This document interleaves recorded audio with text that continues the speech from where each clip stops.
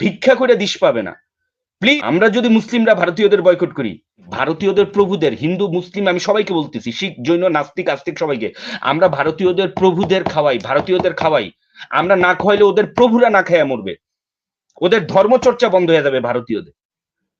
আবার ঈদ করবা, দীপাবলি করবা, প্লিজ করজোরে নিবেদন করলাম আমাদের বাংলাদেশিদের সবকিছু বন্ধ করে দেন, আর কোনোদিন ব্যবসা করতে আসবেন না আমাদের সাথে। ইসকনের যে ৮ দফা, আমরা কিন্তু সেটাকে ডেনাই করতেছি। বিশ্বাস করেন, এটা না একটা বড় কিছু হবে। আগাম ভবিষ্যৎবাণী করলাম আমি, ছোট মানুষ। ৮ দফাটার সারাংশ আমি এইভাবে বলে গেলাম, হয় তুমি আত্মহত্যা করো অথবা আমি তোমাকে হত্যা করব। ৮ দফাটা হলো দাউদ ভাই। হ্যাঁ, আমি শুনতে পাচ্ছি। দাউদ ভাইয়ের কথা খুব মনোযোগ দিয়ে শুনছিলাম, খুব ভালো লাগছিল, আসল কথাগুলো বলছিল।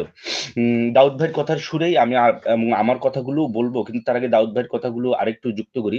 যে দাউদ ভাই মোট ৭৮ জন মারা গেছে, এর মধ্যে মাদ্রাসার, এর মধ্যে ১৪ জন হাফিজুল কোরআন ছিলেন।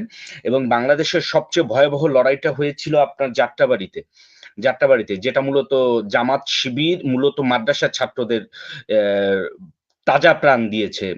৫ তারিখ ৪টা পর্যন্ত সে জায়গায় ফায়ারিং হয়েছে, এবং সেই ফায়ারিং করেছে ইন্ডিয়ান গোর্খা রেজিমেন্টের আর্মি, যেটার লাশ আমি ৫ তারিখ রাত্রে নিজে গিয়ে দেখেছি। আমি যখন আমার এলাকা থেকে মোটরসাইকেলে পদ্মা সেতু যোগে গিয়েছিলাম, আমি সে জায়গায় নিজের চোখে গোর্খা রেজিমেন্ট দেখেছি, এবং অন্যান্য সাংবাদিকরাও দেখেছেন, বাট রহস্যজনক কারণে আপনার সেটা বলে না। যাত্রাবাড়ি থানায় ৬ জন পুলিশ মারা গেছে, কিন্তু আপনি রিপোর্টে দেখবেন ২ জন মারা গেছে, এটা তারা প্রকাশ করছে না, এটা রহস্য আছে। যাই হোক, যেটা বলছিলাম যে বাংলাদেশে পার্টিকুলারলি বিডিআর হত্যাকাণ্ডের র ছিল, সরাসরি ইন্ডিয়ান আর্মি ছিল। ৫ই মে হেফাজতের শাহাদাত চত্বরে আমি নিজে ছিলাম। আমার সামনে, আমি ভাই জীবনে প্রথম মানুষের মগজ দেখছি সেই জায়গায়। ফায়ারিং যখন করছে, আমার পাশের ২ মাদ্রাসার ছাত্র মারা গেছে। আমার শরীর ক্ষতবিক্ষত হয়ে ব্লিডিং শুরু হয়েছে, আমি মাটিতে পড়ে গেছি। বাট আমি সে জায়গায় এমন কিছু লোক দেখলাম যারা আমার বাংলা ভাষাও বুঝে না, আমার আকুতি মিনতিও বুঝে নাই। তারা অত্যন্ত অস্বাভাবিকভাবে উচ্চা লম্বা ছিল। আমার বিশ্বাস তারা ভারতীয়। আর এবার ২৪-এর আন্দোলন তো ভারতীয় দেখছেনই। এবার তো সরাসরি দেখছেন, এবং আমি নিজে যাত্রাবাড়ি থানার সামনে ভারতীয় দেখে আসছি, এবং এয়ারপোর্ট দিয়ে তো বের হইতে দেখছিনি, হেলিকপ্টারে তো উঠতে দেখছিনি। তো এটা আর বলা লাগে না। সুতরাং ভারত এদেশের সকল প্রাতিষ্ঠানিক ব্যবস্থাকে ধ্বংস করার ক্ষেত্রে ভারতীয়রা ছিল, এবং আমাদের গার্মেন্টস শিল্পকে ধ্বংস করে দিয়ে গেছে তারা। সুতরাং ভারত আমাদের জন্য একটা অভিশাপ। এখন আমি যে কথাটা বলবো, যে খুব আতঙ্ক প্রকাশ করতেছি, যে কোনো সময় রাতের আধারে মন্দিরে হামলা হবে। আপনার পান্নার কথা তো দেখছেন ইলিয়াস ভাই ডকুমেন্টারিতে। এটা আমারও আশঙ্কা, বিশেষত চট্টগ্রামের দিকে এটা হবে।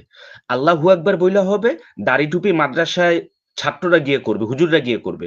মানে এক হুজুরকে তো দেখাইলাম, এবং চ্যালেঞ্জ করে বললাম, আইজিবির বাবার সাধ্য নাই, তাকে অ্যারেস্ট করবে। চ্যালেঞ্জ করলাম, আইজিবির বাবার সাধ্য আছে, ওরা অ্যারেস্ট করবে?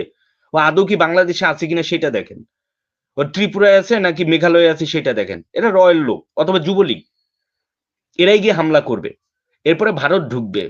ইলিয়াস ভাই ডকুমেন্টারি, ইলিয়াসকে ডেনাই করার কোনো সুযোগ নাই। He is the boss, Al Jazeera.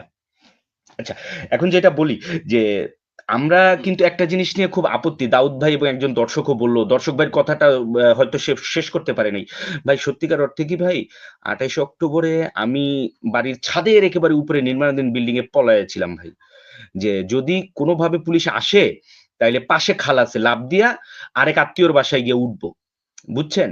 যে এক শ্রমিক লীগের নেতার ভয়ে সে আমাকে বাড়ির ভিতরে ঢুকে লাঞ্ছিত করছে ভাই। বিএনপি আইসা তারে সেভ করতেছে ভাই। এই দুঃখ আমি কই বলবো ভাই? বলতে তো পারি না, বললে তো আবার সন্দেহ করে অন্য কথা বলে। এখন কথা হইতেছে, এর যে মামা তারা কি বিএনপি করে কিনা? ভাই এরা কেউ বিএনপি করে না। এরা আসলে লাভ করার জন্য বিএনপিতে আসে, লস করার জন্য এরা আসে না। আবার আওয়ামী লীগ থাকলে এদের সেভ করে, আবার বিএনপি থাকলে এরা সেভ করে। এরা হলো এই সিন্ডিকেট ভাই। তো এদের কথা বলে লাভ নেই, এবং এরাই চাঁদাবাজি করে। যাই হোক, ওই টপিকে আর যাবো না।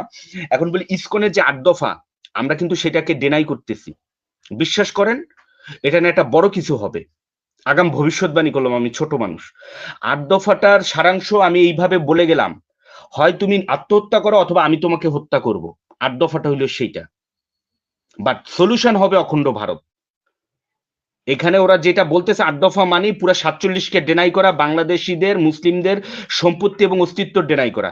গত পরশুদিনের গোপীনাথ ব্রহ্মচারীর বক্তব্য শোনেন, একটা বক্তব্য ভাইরাল হয়েছে, সেটা শোনেন। সেটা সম্ভবত গতকালকে বা তার আগে বা তার কিছু আগের রিসেন্টলি বক্তব্য, সেটাই বলতেছে বাংলাদেশের প্রায় সম্পত্তি হিন্দুদের, ওনার ন্যারেটিভটা এরকম।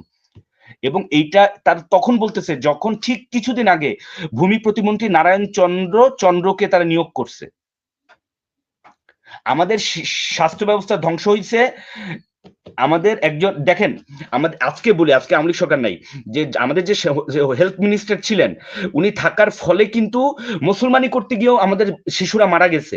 ফলে মুসলমানি এবং ইসলামিক বিধান সম্পর্কে মানুষের মনে একটা ভীতির সঞ্চার সৃষ্টি হয়েছে। এগুলো কিন্তু সিস্টেমেটিক ম্যাটার, ক্রাইম, এগুলো সিস্টেমেটিক স্যাবোটাজ, এগুলো কোনো কোইন্সিডেন্ট না, এগুলোকে ডেনাই করা যাবে না। এবং আমি আজও দাবি জানাই প্রকাশ্যই লাইভ টক শোতে, বাংলাদেশে তুরস্ক ইনভেস্ট করতে চাইছিল, সৌদি আরব, থাইল্যান্ড ইনভেস্ট করতে চাইছিল। বাংলাদেশের কোন ধর্মের লোক, একটা বিশেষ ধর্মের লোক সেই হসপিটাল করতে দেয় নাই। সেই ধর্মটার নাম কি এবং সেই লোকটার নাম কি, জাস্ট এতটুকু বললাম। সে এই রিসেন্ট আওয়ামী লীগ সরকার আমলে স্বাস্থ্য মন্ত্রণালয়ের বড় একটা পদ পাইছে। সে সংখ্যালঘু কোন এক সম্প্রদায়ের লোক। কারণ ভারতের মেডিকেল ইন্ডাস্ট্রি ধ্বংস হয়ে যাবে।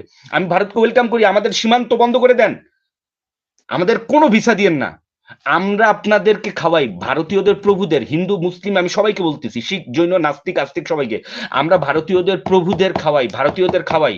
আমরা না খাওয়াইলে ওদের প্রভুরা না খাইয়া মরবে, ওদের ধর্মচর্চা বন্ধ হয়ে যাবে ভারতীয়দের। আবার ঈদ করবা, দীপাবলি করবা, আমরা যদি মুসলিমরা ভারতীয়দের বয়কট করি, ভিক্ষা করে দিশ পাবে না। প্লিজ করজোরে নিবেদন করলাম, আমাদের বাংলাদেশিদের সবকিছু বন্ধ করে দেন, আর কোনোদিন ব্যবসা করতে আসবেন না আমাদের সাথে, নেভার এভার। আমরা পাকিস্তানের সাথে ব্যবসা করব, ব্রাজিলের সাথে ব্যবসা করব। আর একটা কথা বলবো, ইসকনের এই ৮ দফা দাবি এখনই এটাকে থামান, এটাকে ডেনাই করতে হবে, অথবা আমাদের অস্তিত্ব নিয়ে আঘাত হবে। এটা হায়দ্রাবাদ সিকিমের মতো হইতেছে সম্পূর্ণ। অতএব আমি আতঙ্কিত, আমি চাই সবাই একটু অগ্রগামী হোক। লাস্টে অনেক কথা ছিল, আর কিছু বলবো না, এই পর্যন্তই শেষ করি।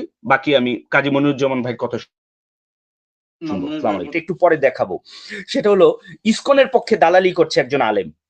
আপনি ভাবতে পারেন, ইসকনের পক্ষে দালালি করছে একজন আলেম। বারবার রিকোয়েস্ট করার পরও, আমি বিভিন্ন জায়গায় রিকোয়েস্ট করছি, তাকে গ্রেফতার করা সম্ভব হচ্ছে না। ভাই বিশ্বাস করেন, সেই রয়্যাল লোক, সেই হুজুরকে নিয়ে ভারতের রিপাবলিক টেলিভিশন বা হিন্দুত্ববাদী টেলিভিশন পর্যন্ত তাকে রেফার করে কথা বলতেছে, তাকে ধরতেছে না। আইদার সে রয়্যাল লোক, অথবা সে হিন্দু মুসলিম সেজে বসে আছে, অথবা সে আপনার আপনার হলো কি বলবো, সে যুবলীগ, কিন্তু তাকে ধরা হচ্ছে না। কিন্তু আওয়ামী লীগ তো মুসলমানের কাতারে অনেকে বিবেচনা করে না, কথাই যদি বলি। সুতরাং এই ম্যাটারটা কিন্তু মুসলিমের, আওয়ামী লীগের ম্যাটার না, এটা হয় সে হিন্দু, অথবা সে ইসকনের লোক, অথবা সে রয়্যাল লোক, কিন্তু তাকে কিন্তু প্রশাসন ধরতেছে না। তো এরাই করবে কি, এরাই করবে কি, ওই মসজিদে গিয়ে, মন্দিরে গিয়ে হামলা করবে এবং ভারত দখল করবে বাংলাদেশ। এবং আপনারা জানেন যে অলরেডি ভারতের অনেকগুলো ট্রুপস বাংলাদেশের বর্ডারের কাছে, নর্থ ইস্টার্ন বর্ডারে মুভ করছে। সুতরাং পুরো বিষয়টা হচ্ছে অখণ্ড ভারতের কার্যক্রম শেষ, তারা এখন বাংলাদেশ দখল করবে সেই প্ল্যানেই আছে, এবং এই চিন্ময়রা সেই এজেন্ডা বাস্তবায়ন করতেছে।